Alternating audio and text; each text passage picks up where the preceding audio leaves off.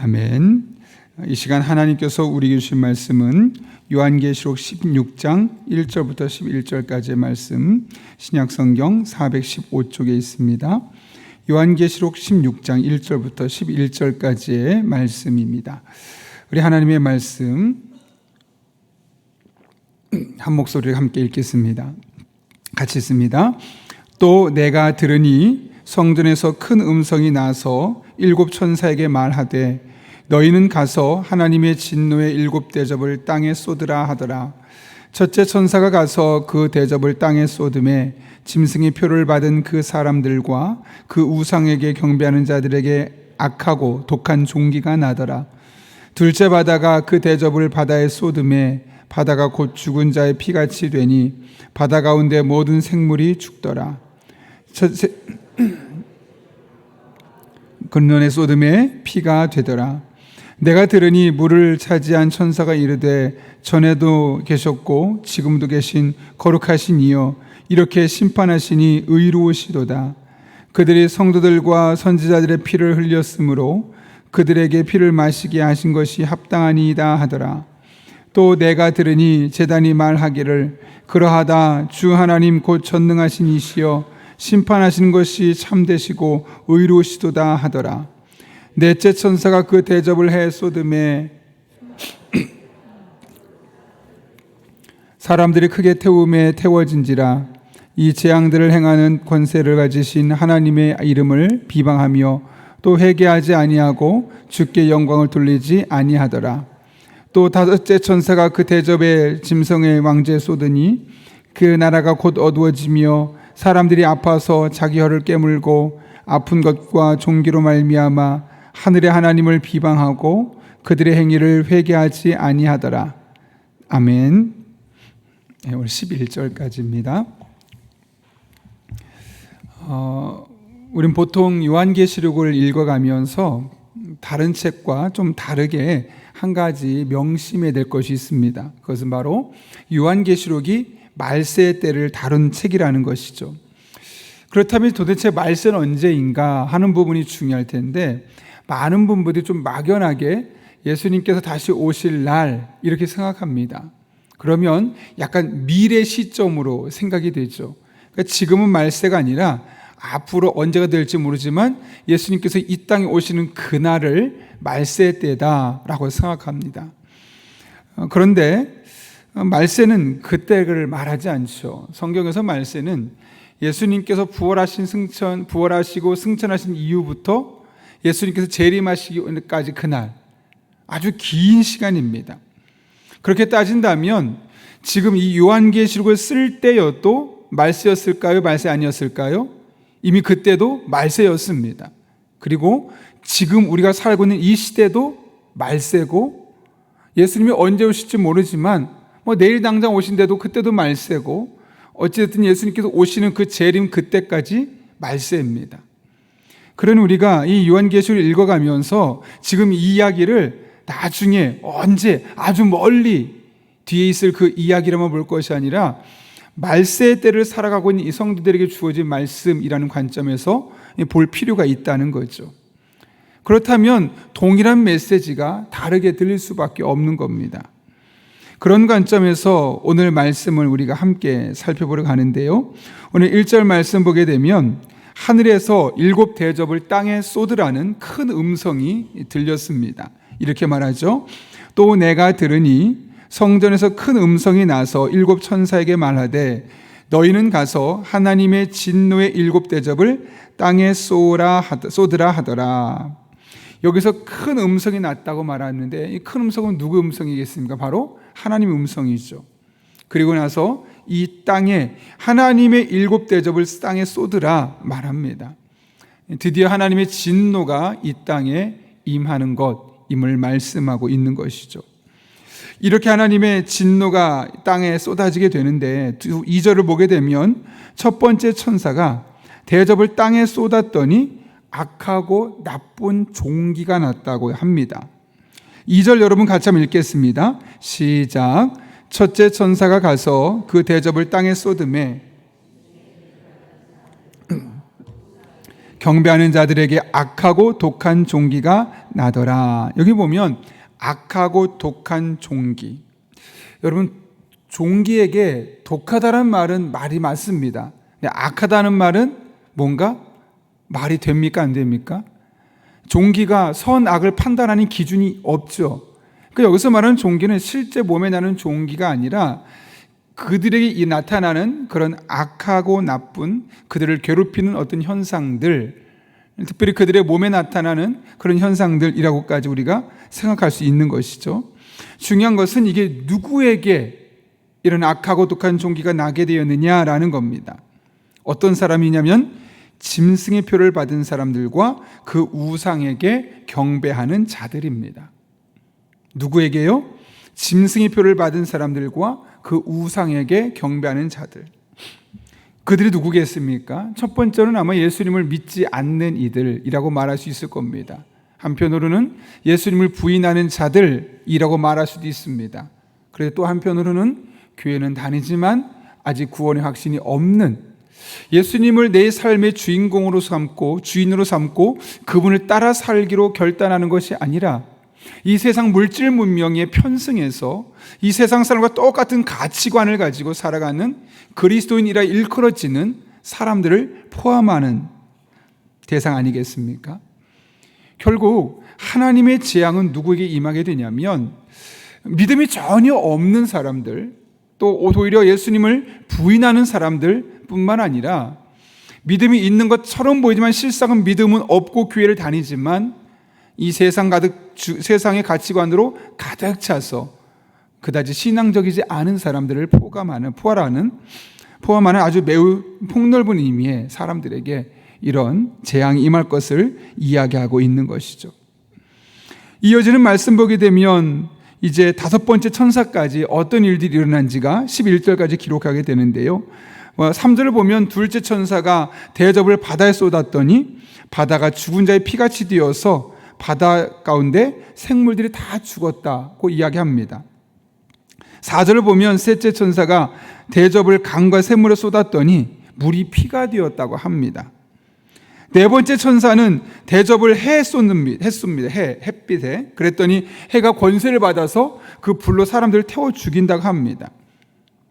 그렇게 나중에 보게 되면 6번째, 5번째, 6번째, 7번째 재앙까지 이루어지게 되는데 이것이 꼭 순서대로 이루어지는 것은 아닙니다. 우리가 보기에는 첫 번째, 두 번째 책에 기록되어 있으니까 이것이 마치 그 순서를 따라서 첫 번이 끝나고 나면 두 번째 이루어지고 두 번째 이루어지면 세 번째 이루어지고 이렇게 생각하는데 그런 게 아닙니다. 동시에 혹은 약간의 시간의 차이를 두고 이와 같은 현상이 다양한 현장에 계속해서 임하게 될 것을 이야기하는 거죠.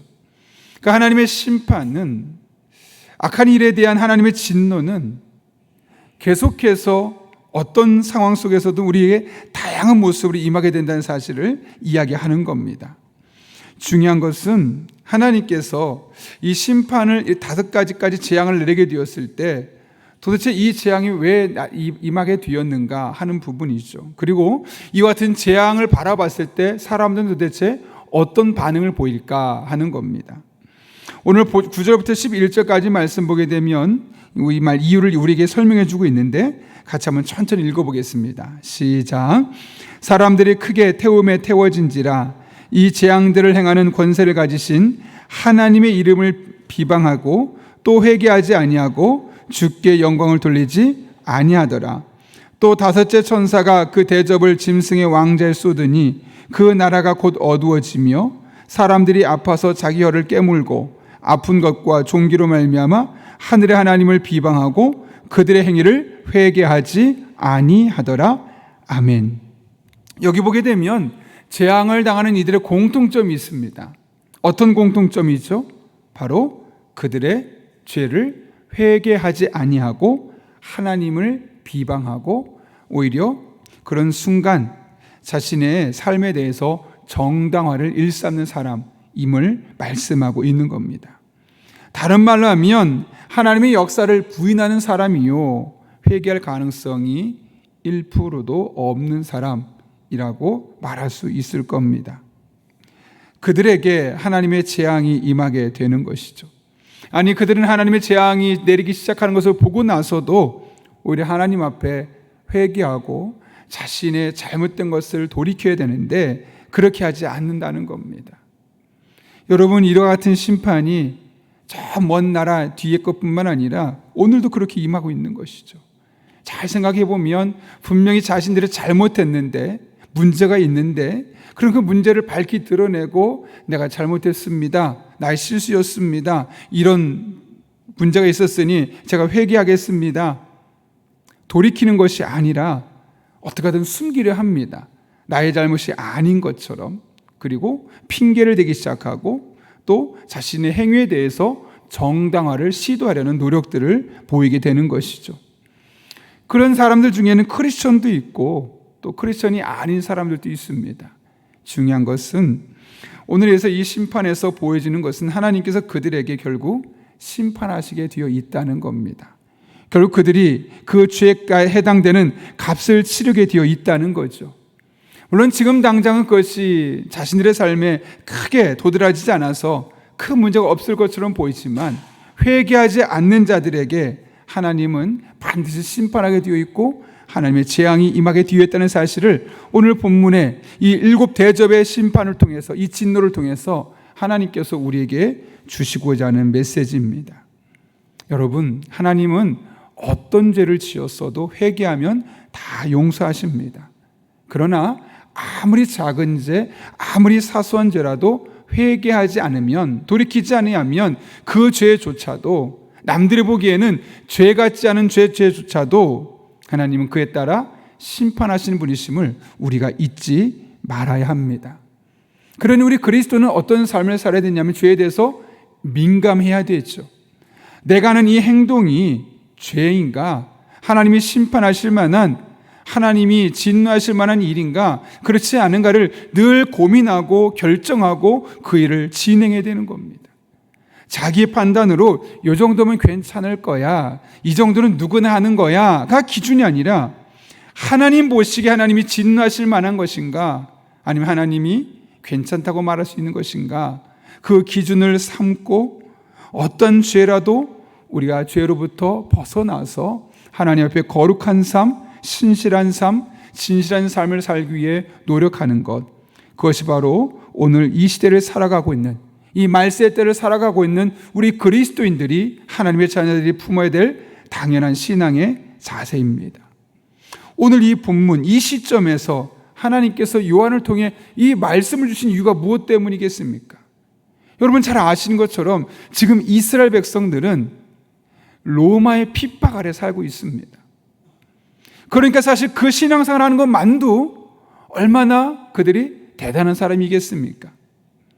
그렇게 핍박하고 어쩌면 잡혀 죽을 수 있는 그런 상황 속에서 네, 예수님 믿고 살겠습니다라고 그런 결단을 갖고 있는 것조차는 아주 훌륭한 것이고 격려할 만한 것입니다. 그런데 하나님은 그 상황 가운데 한 가지를 더 요구하시는 거죠. 아무리 핍박이 있고 너희가 결단한 것이 대단한 것이라 할지라도 그래도 거룩함을 잊지는 말라는 겁니다. 그래도 죄에 대해서는 단호하라는 것이죠. 그래도 하나님 앞에서 잘못했다면 회개하고 돌이키는 이 거룩한 삶을 추구할 것을 우리에게 말씀하고 있는 겁니다. 그러니 이 시대를 살고 있는 우리 또한 마찬가지입니다. 어떠한 일이 있어도 죄에 대해서는 단호하게 대처하고, 어떠한 일이 있어도 자그마한 죄를 할지라도 하나님 앞에 회개하고 돌이키고 거룩하고 진실한 그리스도로서 우리에게 주어진 일상의 삶을 살아가는 것, 그것이 말세의 때를 살고 있는 우리에게 주어진 마땅한 영적인 의무입니다. 오늘도 아마 많은 사람들은 또 다양한 상황들이 우리로 하여금 죄에 빠져들게 만들 겁니다. 그와 같은 때에 죄와 버타고 죄와 함께하는 일상을 살 것이 아니라 오히려 죄로부터 벗어나고 죄와 가까이 했던 우리들의 삶을 돌이키고 회개하고 하나님의 영광 위에 살아가는 그런 저와 여러분 될 수 있기를 예수님의 이름으로 축원합니다. 우리 함께 기도하겠습니다. 거룩하신 아버지 하나님, 핍박의 때였지만 하나님은 그 핍박을 견디는 모습을 칭찬하셨지만 그럼에도 불구하고 여전히 하나님의 자녀이기 때문에 죄를 멀리하고 또 악한 행동을 벗어나고 죄를 지었다면 회개할 것을 오늘 말씀을 통해 깨닫게 하신 은혜 진심으로 감사를 드립니다. 세상이 다 그래, 너만 유별나게 하지 마 라고 말하는 이 시대를, 이 말세의 때를 살아가고 있습니다. 이와 같은 때 우리 용인영락교회 모든 성도님들은 그와 같은 세상의 소리에 귀를 기울이지 않게 해주시옵고 주님께서 무엇을 기뻐하실지 오롯이 거기에만 귀를 기울이며 오늘도 우리에게 주어진 일상 속에서 죄를 멀리하며 작은 죄에도 민감하게 반응하며 회개하고 돌이키고 다시 거룩한 하나님의 백성으로 살기를 결단할 수 있는 믿음의 사람들 되게 하여 주옵소서. 함께 하실 줄 믿사오며 예수님의 이름으로 기도하옵나이다. 아멘. 우리 함께 이 시간 주님께서 가르쳐준 기도 함께 하시겠습니다. 하늘에 계신 우리 아버지, 아버지의 이름을 거룩하게 하시며 아버지의 나라가 오게 하시며 아버지의 뜻이 하늘에서와 같이 땅에서도 이루어지게 하소서. 오늘 우리에게 일용할 양식을 주시고 우리가 우리에게 잘못한 사람을 용서해 준 것 같이 우리를 시험에 빠지지 않게 하시고 악에서 구하소서. 나라와 권능과 영광이 영원히 아버지의 것입니다. 아멘. 이 시간 함께 기도하실 때 가장 먼저 오늘 말씀 붙들고 기도합니다. 하나님의 진노가 임하게 되는데 그와 같은 때도 회개하지 아니하고 돌이키지 아니하는 사람들이 있습니다. 우리는 작은 죄에도 민감하게 반응하게 하시고 하나님 아버지의 기준을 가지고 죄를 지을 것인지 또 그것을 멀리할 것인지를 판단하고 늘 하나님 앞에 거룩하고 진실한 삶을 살아가는 말세의 때의 성도가 될 수 있게 해달라고 기도합니다. 한 걸음 나아가 오늘 성령으로 충만하게 해주셔서 마땅히 기도할 바를 알게 하시고 이를 통해 모든 것을 합력하여 선을 이루시는 하나님을 경험하게 하여 주옵소서. 우리 다음 세대들이 하나님께 주시는 꿈과 비전을 가지고 진로와 진학을 잘 결정하는 그 과정에 하나님의 뜻을 구하게 하시고 하나님께서 친히 동행하여 주옵소서. 특별히 내일부터 아동부 성경학교가 시작됩니다. 금, 토, 일 3일간 진행되는 아동부 여름 성경학교에 많은 아이들 참석할 수 있게 하시고 또 부모님들이 즐거운 마음으로 보낼 수 있게 하시고 이를 위해 준비하는 목사님과 우리 교사 한 분 한 분 하나님 건강 지켜주시고 즐거운 마음으로 이 사명 감당할 수 있도록 가정과 자녀들의 모든 삶에 하나님의 도우심이 임하게 하여 주옵소서. 또한 우리가 가져온 기도 제목이 있습니다. 또 하나님 도우심이 필요한 내용들이 있습니다. 이와 같은 기도 제목 가지고 주님의 도우심을 구하며 함께 간절한 마음으로 기도하겠습니다. 거룩하신 아버지 하나님, 오늘도 우리를 주님 전에 불러주셔서 하나님을 찬송하게 하여 주시옵고 하나님을 예배하게 해 주시옵고 이렇게 기도하며 나아갈 수 있도록 이끌어 주심에 감사를 드립니다. 하나님만 바라보니 하나님만 찬양하오니 의지하오니 하나님 앞에 신실한 믿음의 삶을 살아갈 수 있는 하나님의 사람들 되게 하여 주옵소서.